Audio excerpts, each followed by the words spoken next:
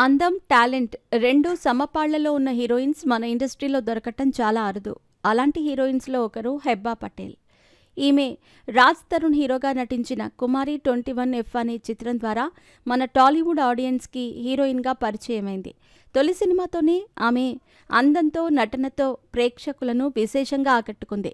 ఇంత క్యూట్‌గా ఉన్న ఈ అమ్మాయి భవిష్యత్తులో చాలా పెద్ద రేంజ్‌కి వెళ్తుందని అందరూ అనుకున్నారు. కానీ కనీసం మీడియం రేంజ్ హీరోయిన్‌గా కూడా స్థిరపడలేకపోయింది. ఇప్పటికీ ఆమె సినిమాలను రెగ్యులర్‌గా చేస్తూనే ఉంది. కానీ అవేవీ టాప్ రేంజ్ సినిమాలు కాదు. కొన్ని సినిమాలైతే విడుదలైన విషయం కూడా ఆడియన్స్‌కి తెలియలేదు. అలాంటి చిత్రాల్లోనే ఈమెకు అవకాశాలొస్తున్నాయి. అయితే హెబ్బా పటేల్‌కి 'కుమారి 21F' చిత్రం తర్వాత అదే స్థాయి గుర్తింపు, క్రేజ్‌ని తెచ్చిపెట్టిన చిత్రం 'ఓదెలా రైల్వే స్టేషన్'. ఈ చిత్రం థియేటర్స్‌లో విడుదల అవ్వకపోవటం హెబ్బా పటేల్ దురదృష్టం. కరోనా లాక్డౌన్ సమయంలో ఆహా మీడియాలో ఈ సినిమా స్ట్రీమింగ్ అయింది. అప్పట్లో ఈ సినిమాకు ఆడియన్స్ నుంచి సెన్సేషనల్ రెస్పాన్స్ వచ్చింది. ముఖ్యంగా హెబ్బా పటేల్ తన నట విశ్వరూపం చూపించింది అనే చెప్పాలి.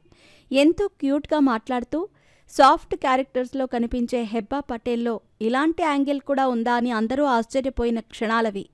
సంపత్ నంది దర్శకత్వం వహించిన ఈ సినిమాకు సీక్వెల్‌గా 'ఓదెలా 2' తెరకెక్కింది. తమన్నా ప్రధాన పాత్రలో నటించిన ఈ సినిమాకు సంబంధించిన షూటింగ్ కార్యక్రమాలు మొత్తం పూర్తయ్యాయి. ఈ నెల 17వ తారీఖున ఈ చిత్రం ప్రేక్షకుల ముందుకు రాబోతోంది.